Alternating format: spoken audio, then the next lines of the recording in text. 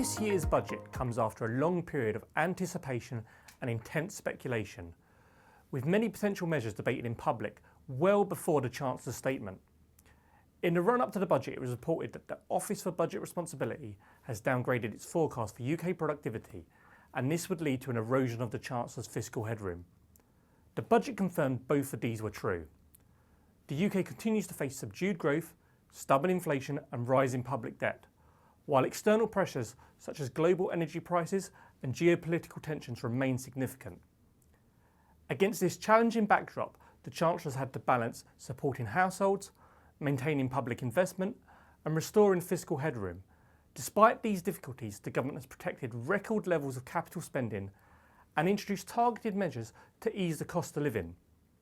But the overall tax burden is set to reach historic highs, with the OBR forecasting that tax levels will reach a historic high of just over 38% of GDP by 2030 to 31, 5 percentage points above pre-pandemic levels.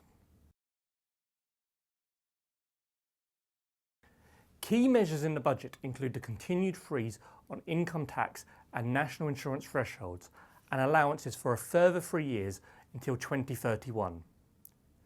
New or increased taxes on property, savings and dividends, and the removal of the two-child benefit cap within universal credit.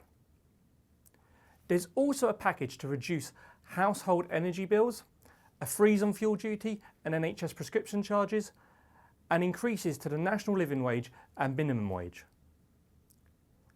For businesses, headline rates of tax have not gone up, and there's some welcome news on business rates, including new reliefs for small retail, hospitality and leisure businesses and a redesigned transitional relief scheme.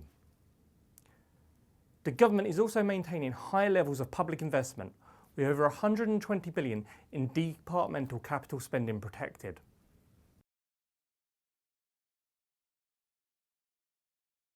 Beyond the headlines, there are several measures that matter for businesses, but may not make the front pages. These include the expansion of the EMI scheme, changes to venture capital and enterprise investment limits, new support for SME apprenticeships, and targeted funds for local growth and infrastructure. Notably, the budget confirms the continuation of full capital expensing for qualifying investments, allowing businesses to deduct the entire cost of legible plant and machinery from their taxable profits.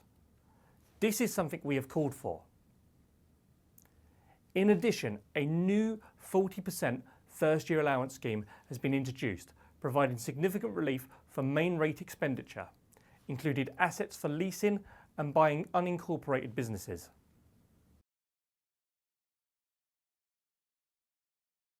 So what does this budget mean for the business community? In short, it's a mixed picture. While the Chancellor has avoided headline tax rises for businesses and protected investment, the overall environment remains challenging, with higher taxes, restrained spending and ongoing uncertainty. The government's fiscal strategy relies heavily on backloaded tax rises and spending restraint, and the outlook remains vulnerable to economic shocks.